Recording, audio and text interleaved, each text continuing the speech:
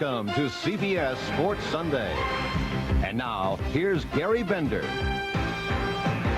Good afternoon, everyone, and welcome. Today, our main event on CBS Sports Sunday features a battle of champions. Juan Kid Mesa, who won the WBC World Super Bantamweight crown last November here on CBS Sports Saturday, puts that title on the line against Lupe Pintor, who once ruled as the WBC World Bantamweight King.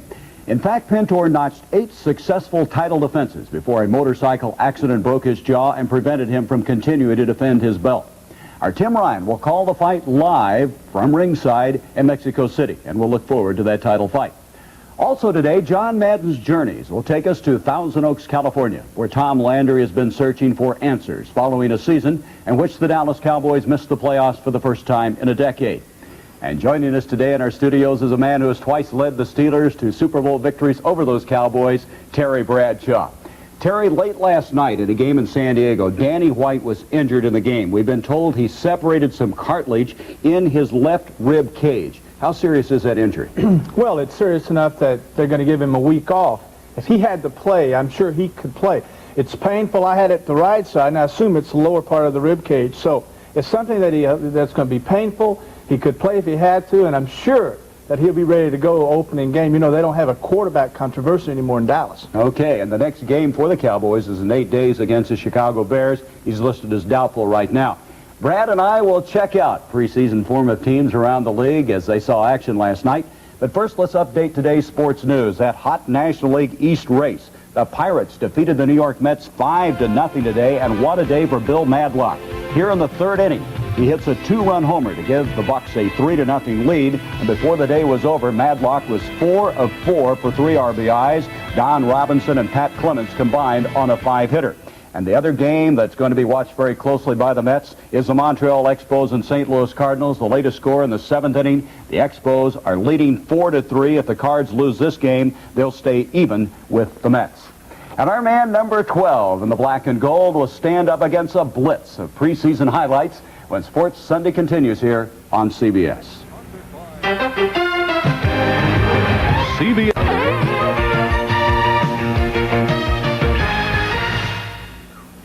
All right, Brad, let's check some of the preseason games. Let's take a look at your Steelers. They played the Minnesota Vikings last night, and after a one-year sabbatical from the NFL, Bud Grant is back, and they're playing very well. They've won their first 2 games. Well, early in the second quarter, Mark Malone throws to the corner of the end zone. Who does he find, folks? My old golfing buddy, Calvin Swinney, who plays terrible golf but has good hands. Look at this. Nice 14-yard touchdown pass.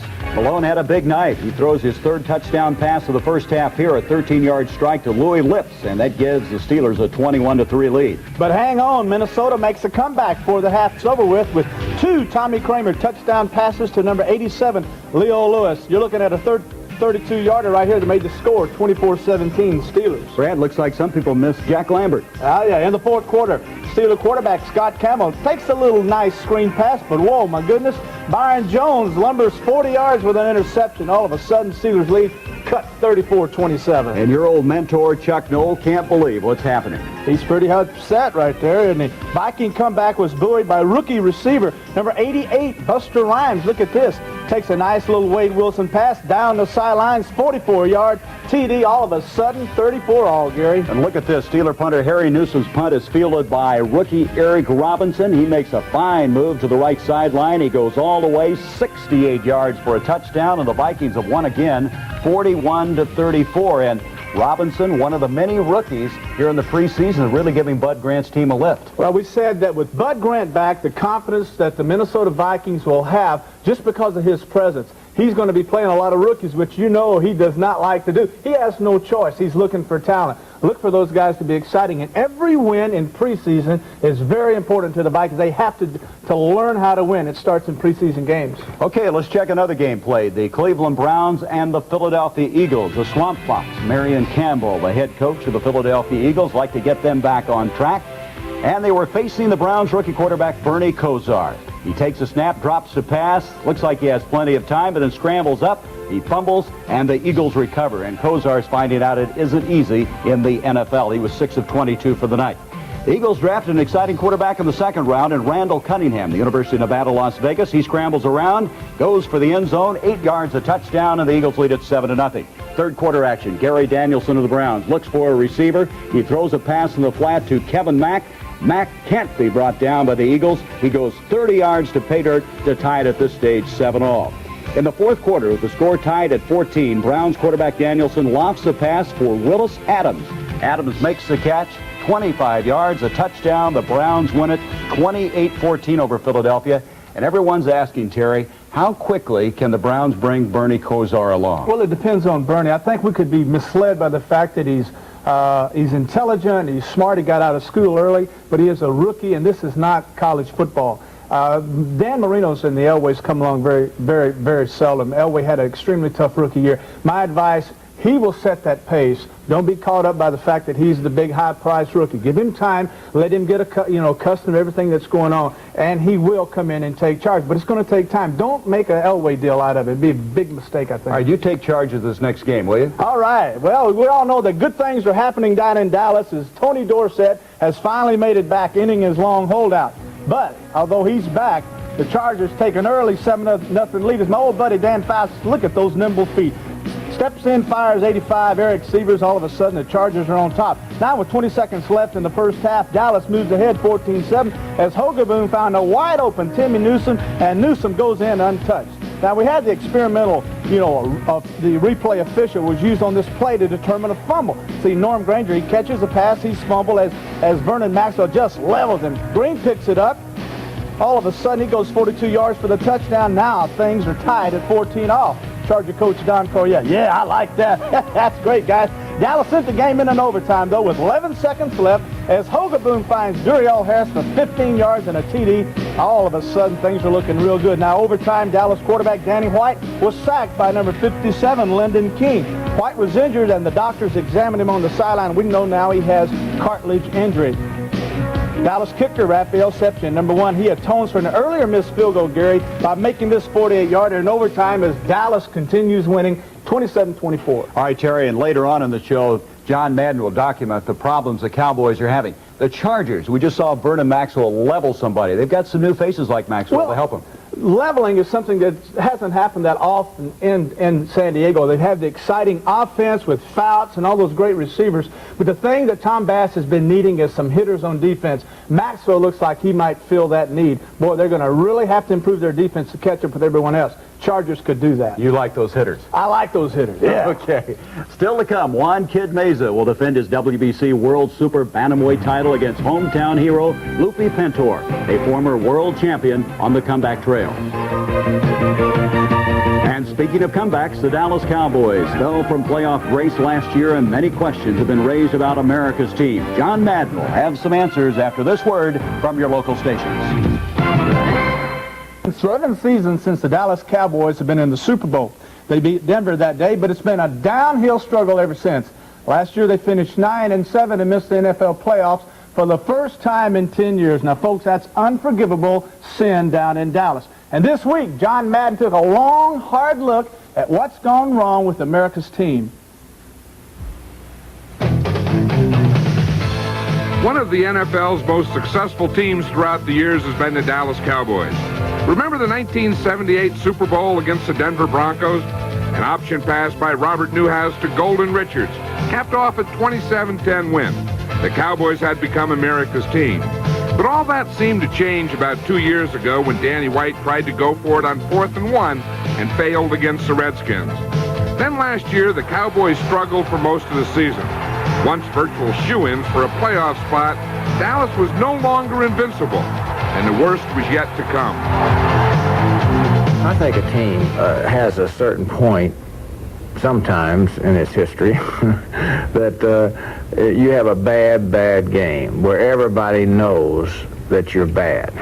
I think the Buffalo game kind of said, how far can you sink? Here's Greg Bell. He breaks a couple of tackles. Greg Bell may go all the way.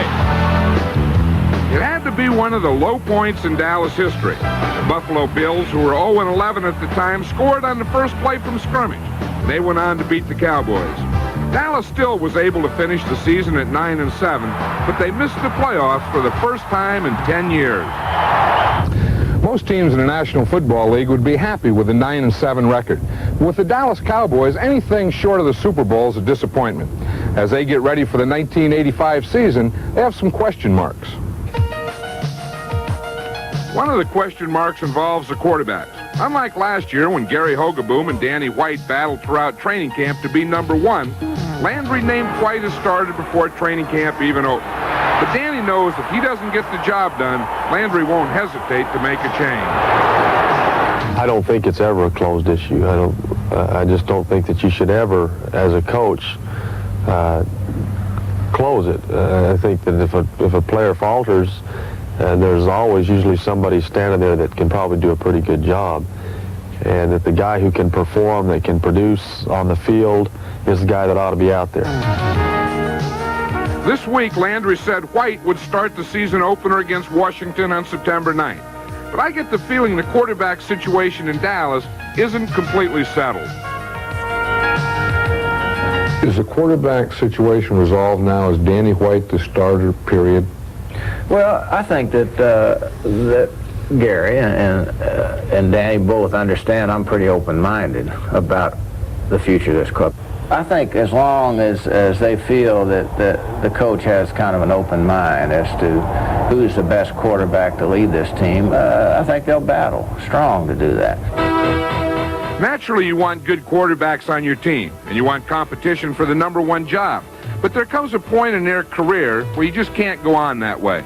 I can't see Danny wanting to sit around another year, and I know right now that I'm at a point in my career where, I got a little taste of it last year, and I want to play. And right now I'm not thinking about sitting on any bench. I'm not ready in my career, with 4 or 5 years left.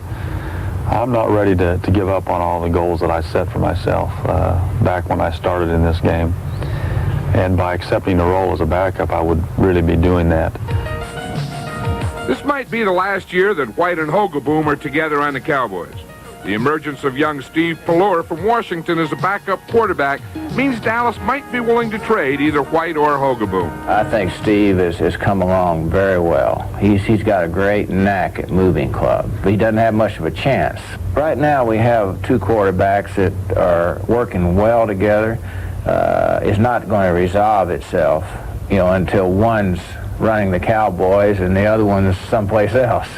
Because that's what happens when you get two quarterbacks. They're pretty equal. You have to make a decision, as I did with Staubach, as I did with Meredith.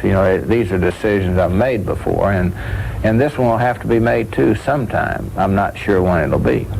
Hot! Hot! Another problem for the Cowboys is the offensive line. Last year, Dallas was hurt by injuries, and at one point was forced to play guards at every position on the line. And in the NFL, any team with those kinds of injuries up front won't be able to protect either White or Hogeboom. Still, Landry likes his linemen. If only they could stay healthy. We've got the makings of a good line. Unfortunately, last year we lost all of our tackles. And right now in training camp, we've got most of our guards hurt. So for the Cowboys to be legitimate contenders, they'll have to keep those big guys on the field and out of the training room. It seemed like just a couple of years ago that the Cowboys had some of the best wide receivers in the league, guys like Drew Pearson and Butch Johnson. But today, only Tony Hill remains, and the Cowboys are still feeling the effects of Pearson's retirement.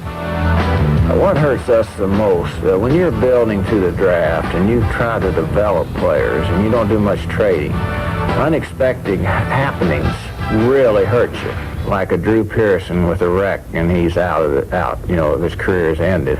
That really throws us off schedule because we don't have anybody ready, to step in. Are you looking to make a trade? We're going to try to, but when you build from within as long as we have, you're terrible traders. You don't know how to trade. Last year, the Cowboys did make a trade. They got wide receiver Mike Renfro from Houston. They also signed Duriel Harris as a free agent.